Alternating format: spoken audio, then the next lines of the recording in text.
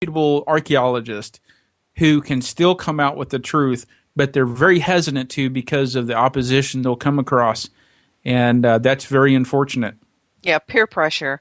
I know that I've talked to James Vieira and Scott Walter here. Both of them have Yes. concerns about mainstream archaeology basically just dismissing out of hand everything that's coming to light. I know Scott has this personal journey going on with the Kensington runestone that's similar to this Lost Luna stone. The provenance is just apparently they're never going to accept it as even remotely possible in mainstream archaeology. But you mentioned giants, and that's how I first met you, Aaron. Your book, The Alien Agenda? What's the title of your book, and is that on your AaronJudkins.com website too? It is. It's Alien Agenda, The Return of the Nephilim. Right. And that's the newest book out. It you came and out just Michael McDaniel, right? That's right. Dr. McDaniel and I wrote the book together. And it's a new look at the UFO phenomenon, the ancient alien question. We delve into the archaeology. It's a new perspective on this topic, and we wanted to give an answer for what these things were with a different perspective that no one's really giving. And so we saw a connection with that, and because of my background in archaeology, wanted to bring forth some of that evidence out, and how this all ties in with the Nephilim. The subtitle is The Return of the Nephilim. And so this is a really, really mind-blowing subject when I started looking into it, because, listen, I didn't really understand what the Nephilim were and what they were doing, and the question, will they return? And there's some interesting things under our research that we uncovered that's just amazing. And it really challenged, Laurel, some of my own presuppositions, and it kind of challenged some of my beliefs. But that's what we should do. You should be open to having your paradigm challenged every now and then. It really makes for some good study when you do so. Oh, definitely. I agree. Speaking then of giants, I know that Lovelock, is it Lovelock Cave is that in Utah or Nevada? Is where they that's in found all Nevada. of it, and they found all of these 8-9 foot giants with red hair. And the Paiute have a legend that says that they pretty much surrounded them in the cave and burned them out and killed them. Is that right? Yeah, that's what the legend says. That's over in Nevada. How far is that from where we're talking about with this Lost Luna stone? Those two things cannot possibly be connected, can they? No, they're not. They're separated by, I think, 600 miles. So they're not related at all. It's a total separate time period, separate story. Everything's different, and then, of course, obviously, they're separated by hundreds and hundreds of miles. Well, if I can put you on the spot for a minute, what is your best guess? Your own professional, and you don't have to come at this purely logically, but use your intuition too. What do you think the actual story is of the Decalogue Stone? Well, it's interesting that the stone has never been falsified. It's never really been authenticated, but it cannot be falsified, which is an interesting position in science. It's neither provable nor disprovable as of yet. That doesn't mean that further evidence won't come to light. But, here's my thing on it. It's quite interesting, that I could never get around the desert varnish and the patina off the inscription itself. Now, on the stone, it's still there, but on the inscription and inside the lettering of the inscription, that patina is gone. There's no lichen on the stone. And so when that information's gone or it's not there, you wonder, well, maybe this is recent. But until I learned that Dr. Hibbond, back in 1933, when he first went out and saw the stone and told my colleague directly, word for word, face to face, that there was patina over that inscription and there was lichen on that stone, growing on the stone, that means that stone, that inscription had to be out there for a very, very long time for that process to happen. Now, there's a couple of red flags with it. One is because of that lack of, patina, and number two is there's what looks like a carrot mark. Now, a carrot mark is what some people call to as a modern day proofreader's mark, the little carrot that, if you forgot something, you put the little carrot mark and you go, okay, it goes here, and it goes either, up above or whatever, insert this line into here. It's a proofreader's mark, and there's appears to be that in the stone, although I'm not sure. But it's interesting that this carrot mark, if that's indeed what it is, the carrot mark wasn't invented until like 1961. So how would anyone use that as a modern-day proofreader mark prior to 1961? I don't know. I don't know that that's what it is. It could be coincidence. The other thing, though, is that there may be a crypto-Jewish connection with this that no one has really taken a look at. Now, okay, wait a minute. I understand what the word crypto means and okay. Jewish, but put that together for those of us that are lay people not in archaeology, and tell me what you're talking about now.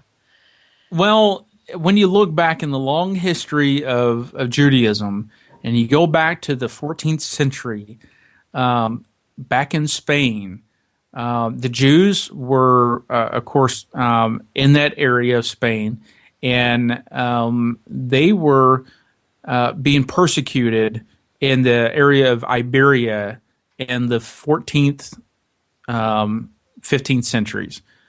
Now, in the 1490s, Spain forced the conversion of these Jews, which became increasingly violent. So some of them were converted, about a third of them were converted at the point of a sword. Another third did not convert, they were killed. And another third fled for their lives. So we're talking about the Spanish Inquisition of the 15th century. So when that happened, they dispersed into the areas of what they would consider New Spain, and into later on into Germany. But they kept being pushed out. And so the crypto Jews means that they were the ones that converted actually hid their faith and practiced Judaism in secret, even though they outwardly confessed at the force of their life. They're having their life on their line, and so basically the crypto Jews, when they actually began to flee into other countries because of the oppression that they had been under persecution in Spain, they kept that hidden. They kept that secretive.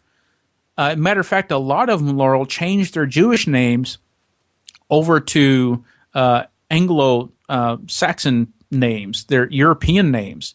So they tried to basically cover up their identity. So because of the persecution they were incurring all throughout the 15th and 16th centuries, even when they got into Mexico, in the sometime in the 1591, there was even a Mexican Inquisition that really began persecuting them in spurts, and so they began to flee into areas of New Spain. Well, guess where that was? That was now in what we would consider New Mexico, and so they were being pushed and pushed and pushed. So I began to look into this because we know one day Ornate and Coronado and a lot of these guys came in, sailed over from Spain. De Vargas, De Sosa, a lot of these guys came over in the 15th and 16th centuries. And, of course, Coronado is pretty much famous for his search for the seven cities of gold, and which he never found. But he went up to the American Southwest, up through the Rio Grande, followed that up, and then he went all the way up through Santa Fe, made a right turn, went all the way over to West Texas. He never did find it, but we know there's plenty of evidence for the Spanish being over here. Basically, but there's not a lot of documentation of there being Jewish colonies in the area around New Mexico in the 15th and 16th century. That doesn't mean that a few of them weren't here. I think they were. Just not Right. enough evidence for colonization. But it's interesting, between 1840 and 1860, there's ample evidence for the Jewish immigration of German Jews between 1840 and 1860 over here to this country. And they settled in what is around Albuquerque and Santa Fe, New Mexico. So it's quite interesting. We have a lot of documentation on that. And in the 1860s, they began to open up. Matter of fact, there was a district in downtown Santa Fe back in the 1850s, 1860s, known as the Little Jerusalem. So they began to really openly practice their culture again. There was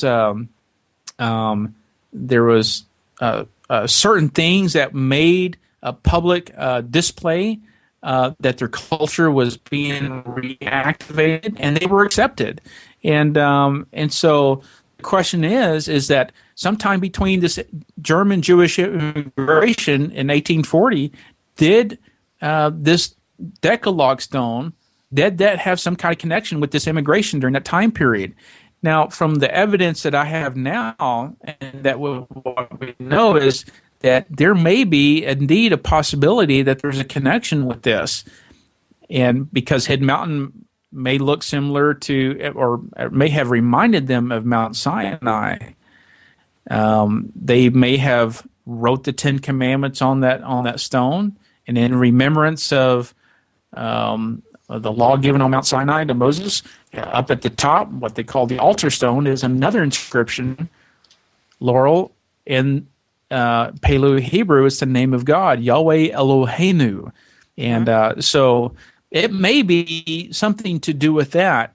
The problem is that it can't be proven either as authentic, but it can't be disproven either. No one has ever came out and said, you know what, I did it, it's a hoax. Usually when there's a hoax, there's someone behind the hoax, waiting behind the scenes, or pointing to the thing going, hey, look what I found, this is it, here I am. And there's not been any of that. So the fact that no one's come out to basically make the claim after all these years leans towards authentication, but the purpose for it is a whole nother matter. Why did they do it? It may be these crypto Jews in the area of New Mexico that did it in remembrance of the law of Mount Sinai. Aaron, let me stop you for just a second. We need to take a break. I've got a really good question from someone in the chat room about Mauro, I may say this wrong, Bellino. Bellino, okay, but we need to take a break for just a couple of minutes, and then we're going to come back. So everyone, you're listening to the Epic Voyages show on InceptionRadioNetwork.com. This is Aaron Judkins, Dr. Aaron Judkins, talking to us about the Decalogue Stone in Las Lunas, New Mexico. And we'll be back in just a couple of minutes. I'll give you the phone number, and we'd encourage you to call in and talk to him yourself. We'll be back in just a couple of minutes.